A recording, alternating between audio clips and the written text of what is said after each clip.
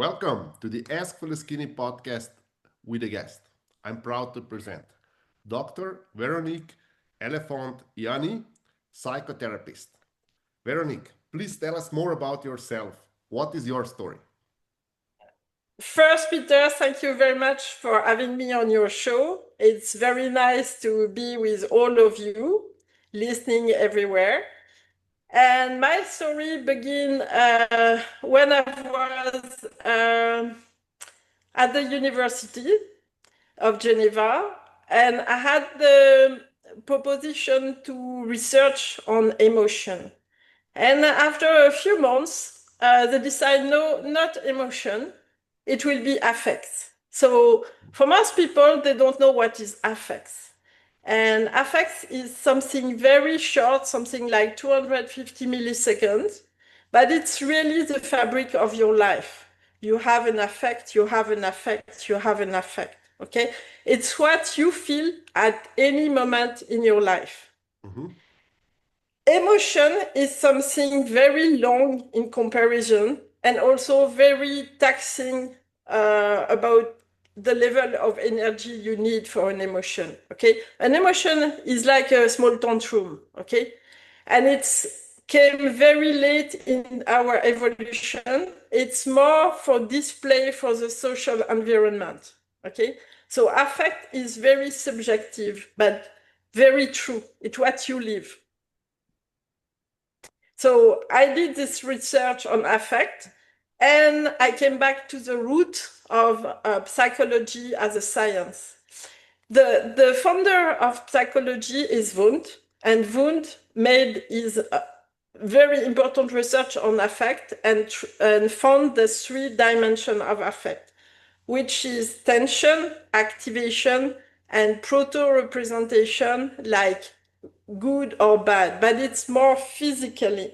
It's something that you feel in your belly, a feeling of well-being or a feeling of malaise. And those are the three bodily dimensions of the affect, what you live at every moment, okay?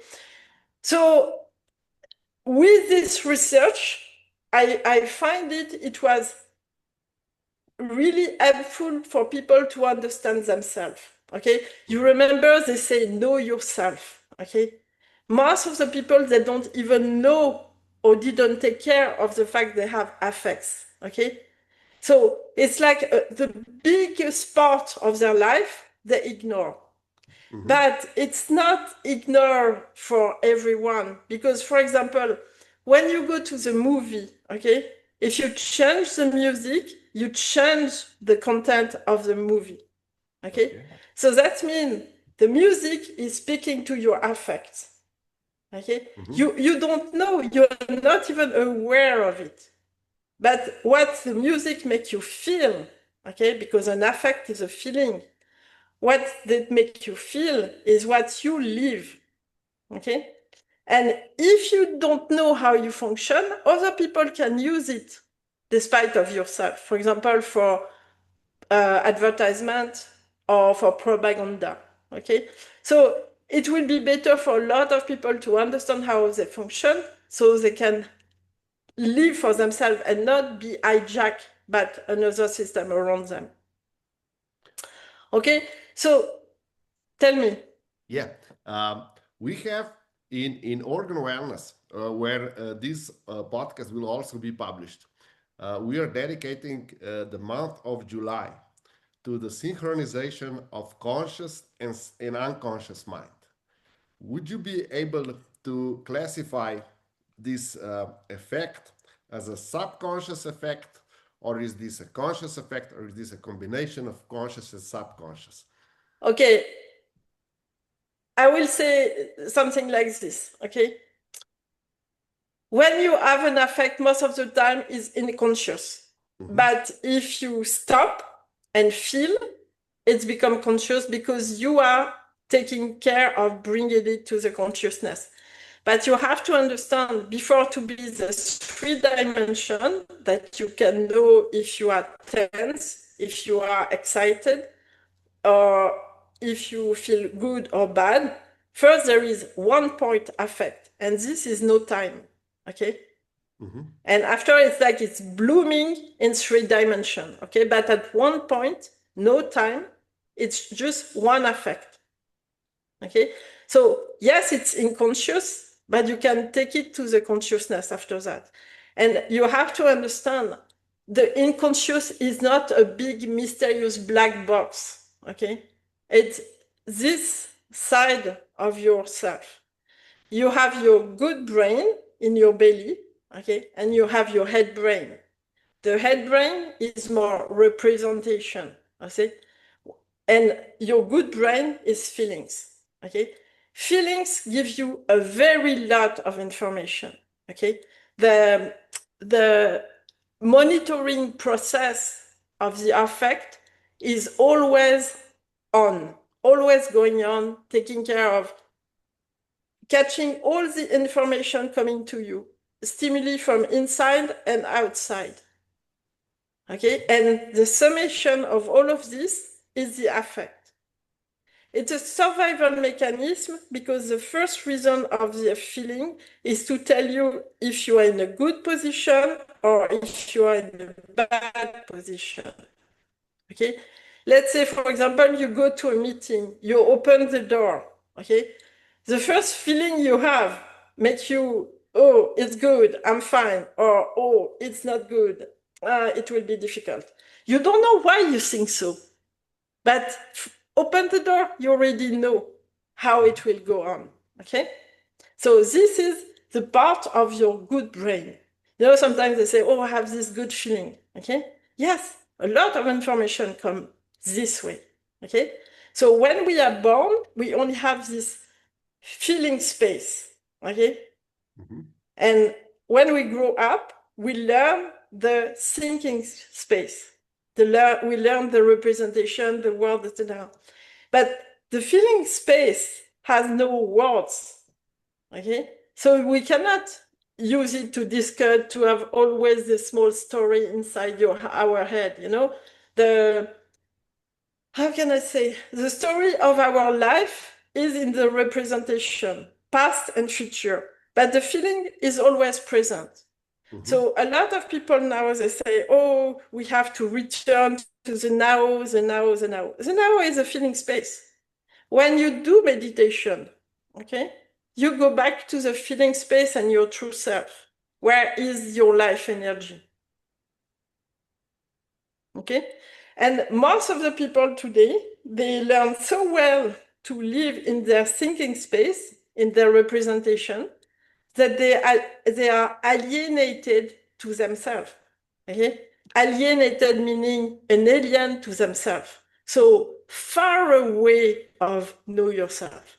Would you say that they have cut the ties with their bodies, so they are not in their body? When you say alienated, that they are out of their body or that they are not connected to their body, especially when you said that this gut feeling is so important. Would you say that we have to come in back in the body and feel our body? Okay, I will say, I use a different picture. I say you have to build back the bridge between your two space, feeling space and thinking space, which means you have to build back the synergy between your gut brain, and your head brain. Okay, and I'm using 4 tools for this, which can be useful for anyone. Okay, so the first one is the 3 breathing. Okay, second one is green walk. Third one is small pleasure every day.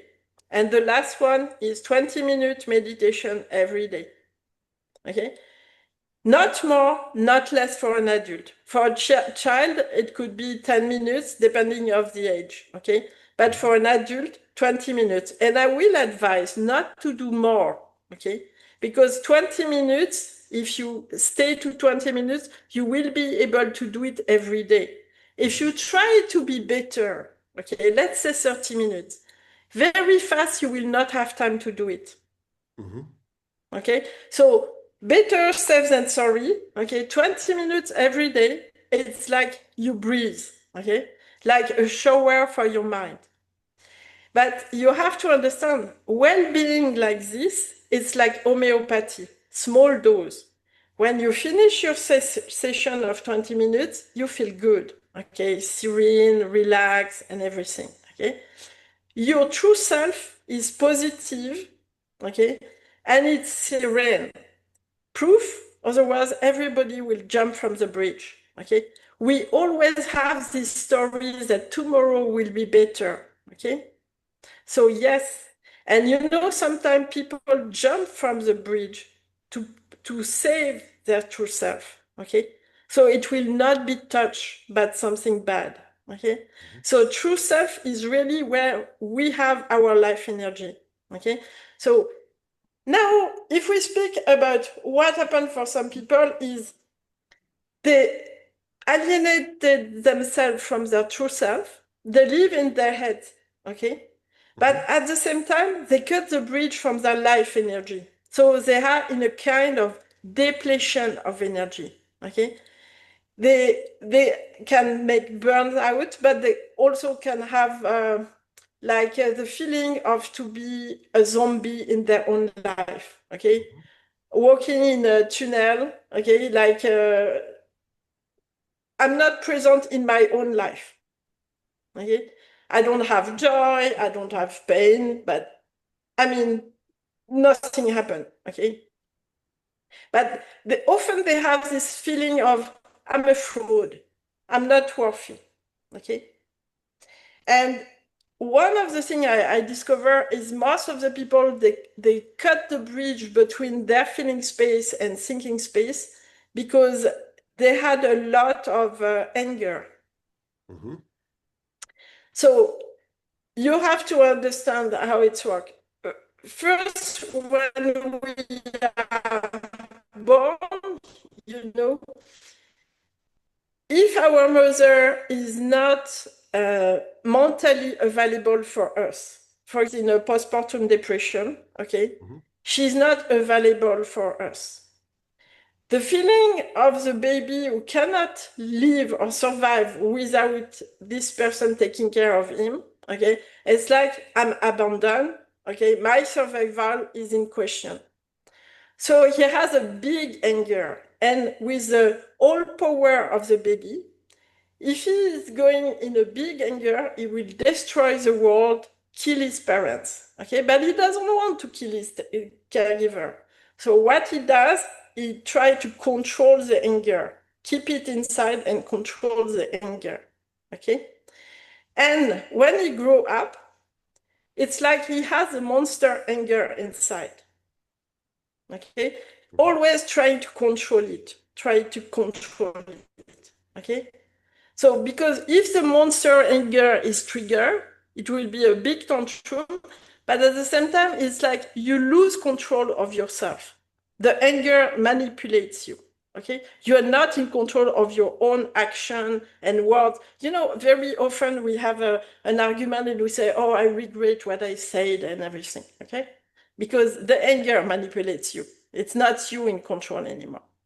So, you have this big monster anger inside you, and in fact, you are afraid of yourself, okay?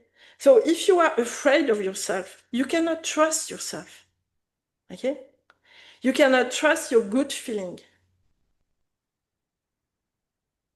And thinking, understanding, is a way of control. So more and more you want to control, you want to understand, and you leave your feelings and you go in your thinking. And at the end, you lost in your thinking. You lost in your head.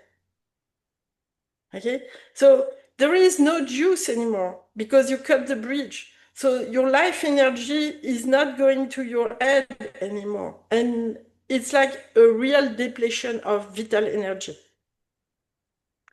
So this is how you go from very small to a grown-up without life energy and without understanding your own functioning, lost in your head. Okay? But if you diffuse the anger with the tools I mentioned before, if you can trust yourself a little, you begin to love yourself okay? And you get to this self-confidence. And with this, you have psychologically independence. You don't need the validation of someone else. You can trust your own opinion. And this is maturity. Okay? But most of the time, the people don't take the time to know themselves. Okay? So they run after the carrot that the system presents to them, like money, career, and everything. And they believe they will fulfill their destiny through this. Okay? But they come to me and say, I don't know, I'm not worthy, I feel like a fraud, what can I do to have more confidence in myself? Okay? Or I'm in a burnout and I don't know how to go up again. So the real reason for burnout is not that we work too much, is that we are cut from our emotions and that we deplete ourselves from the life energy. Yes, yes. But you have to understand, when you begin to understand how you function, okay, maybe you don't need to work so much also. Okay? Because the not worthy, so I don't need to take care of myself. I don't need to do the things I like. For example, one of my patients, she liked to dance a lot, okay? But for years, she refused to herself to go to a dance class, okay? And after, when she succeeded, she was so happy. She found herself again, okay? But for years, it's like I sabotage myself because you have to understand the second dimension of this model. When you have the monster anger inside you, you are a bad person. So you need to punish yourself. So you sabotage. Okay? So nothing is good for you. You can spend a lot of money for gift for other people, but not for yourself because you're not worthy. Okay? So this is the second dimension. But when you begin to love yourself, to trust yourself, okay, the monster anger disappears. You have no anger anymore. You just surrender, okay? So you have more clarity for decision also what you want to do in your life. Like maybe work is important. Yes, I like my career, but I truly prefer to spend more time now with my husband and my children, okay? Because this is what is important is in life. The people you love, okay? You know, a lot of husbands, they spend a lot of time at work because they say it's for the family, okay? It's for the family. But at the same time they do so, they lose their family because they put so little time with their children and wife that they become a stranger, okay? I have two So questions. why do you want to work? Sorry? I have two questions now. One, and I Yes, believe is please. the most important. Can we can we go from the monster anger to, let's say, Jung would call it the way of individualization? Can we do it alone, or do we need a psychotherapist or a partner to do it with? Okay, I will have the answer for you. I prepare a small book for my patients and friends who are interested that you can download freely on my website. Okay, I will give you the name of the website at the end of the show. So with those tools, okay, you can work on yourself. You can diffuse and diminish the anger until you befriend your own anger. Okay, you have to face it. You know, it's like in Star Wars when he has to go in a grotto, okay, and face himself. The same here. You have to face yourself, okay? So diffuse your anger, okay? You have to come back to the present time, okay? This is very important. Not lost in the past, not imagining the future, present. So 3 breathing, walk in the green. Okay, green is very important for us. Forest bath. This is a good example of how important it is for us. A small pleasure every day, because I'm worthy. So yes, small pleasure every day. Be present. Appreciate this small pleasure. It can be coffee, ice cream, 5 minutes on the phone with your friend. But be present. Appreciate. Don't drink your coffee. I'm not interested in you drinking coffee. I'm interested in you being present, appreciating your coffee. Okay? And the last one, meditation. 20-minute meditation. Begin with guided meditation so you can work alone on yourself. Okay? Maybe it will be done for you. Maybe it will be good enough. Okay? Or maybe you still have something very painful inside or very difficult to face, and you will need someone to hold the map. Okay? You are driving, I hold the map. Okay?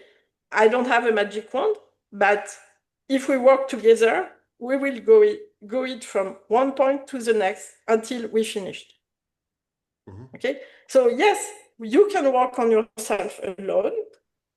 And if you feel at one point, okay, I cannot do it alone, so come for help. That's it.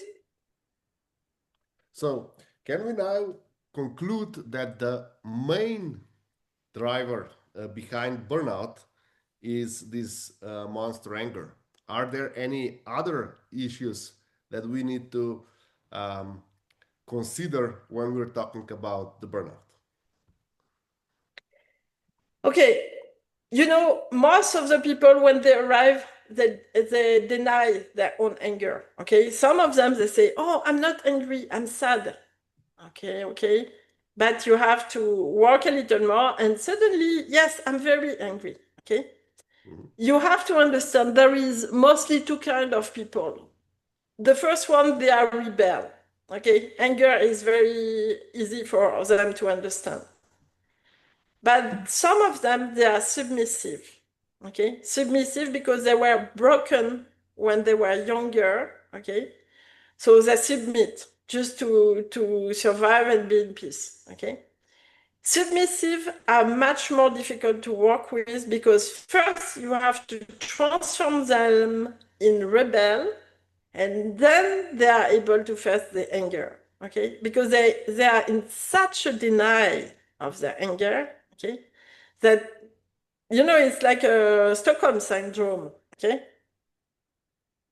they are happily slave. Okay, but after some time, you have to work a lot. But after some time, yes, the anger come up, and at that point, it's like the first victory. And later on, okay, they face their anger, they befriend their anger, they trust themselves, they love themselves, and they are psychologically independent. They don't need the validation of their parents anymore. Okay, so how would you correlate burnout and being psychologically independent? So burnout is you have no bridge between your feeling space and your thinking space. So you are depleted of energy. Okay, so you cannot be independent, psychologically independent, if you cut the bridge between your two spaces, because it's like you have a perpetual internal conflict. Okay, one brain says so, the other brain says so. So I don't know. I cannot take an opinion, a decision, because I have two opinions in myself. Okay, when you build the bridge again between your two brains, they are able to work in synergy. And you have one opinion, your opinion. It can be not the best opinion, but it's yours. You can take information from other people, but you have your opinion. So you are able to decide for yourself, by yourself. Okay? So this is the link between depletion of energy, burnout, and what is it between the feeling space and the thinking space. When I say feeling space and thinking space, it's like I say the work of the gut brain and the work of the head brain. Okay, if they work in synergy, the flow of vital energy is going fine, so you're fine. Mm-hmm. You have the motivation to go on with your own project. Very nice. So, where should midlifers start when they feel that they're in burnout? What is the first step that they have to do? I will say, take a moment to reflect on your own life. What is important in your life? Okay. If you leave your health for your job, okay, is it really, I mean, is it good for you to forget yourself to the point to get sick and almost zombie for a job? Maybe there is something more important, like taking care of yourself. Mm-hmm. Okay, so stop, reflect on your life. What is important for yourself? Okay, and after that, I will say, take my small book, read it, use it. Okay, so it will help you to be present in your own life. Okay, it will help you to get your power back again. Mhm. Mm-hmm. And using it at least for 3 months. Okay, if you see that, okay, I'm better, but I still find I need some help, so come and we talk. But I think for some people it will be enough. Mm-hmm. Okay, some people, they will see, oh, okay, I changed my life. You know, a lot of people change their life. Mm-hmm. They decide, yes, it was nice, but now I need something else. Maybe I need not to get me crazy every day about transaction, online business, or anything. Okay? What is important? I'm working like a donkey every day, but my family is never with me. My wife is getting tired of myself. Yeah, maybe you have to find another way to live Mm-hmm. before you lose your family. So it's down to priorities. How you want to play it. You have one life, you know. Sometimes we begin to work, we go on with it without even thinking about it. Okay, it was a good opportunity, so I took it, and now I'm here after 10 years. What do I really want? Mm-hmm. Okay? Is it really life? Working 10 hours every day, seeing my wife sometimes and my children even less? No, I don't think so. Hmm? Okay, maybe you say my career is more important because I can build something. Yeah, when you die, you will not take anything with you. Okay? Most important is the time you can share with your loved one. That's it. Mm-hmm. Okay, Veronique. I would really like to ask you, where can our viewers and listeners reach out to you? What's your webpage? Where's the best place to look for? Okay, so I have a website called psychologyexperts.online. Mm-hmm. And on the website, you can download the ebook I spoke about, which is called 3D Human Therapy, a user guide to who you are. So this is how you can find yourself, okay, using very simple tools I describe here, okay? It's how you can understand your inner world and boost your well-being. And it works. So you have no reason not to try, at least. Veronique, thank you for all these insights. I think many of us will have to listen to the podcast multiple times to get a hang of all the details. Yeah, Thank it's a you. lot of information. Yeah, thank you very much for having me. Take care. Bye bye. Bye bye.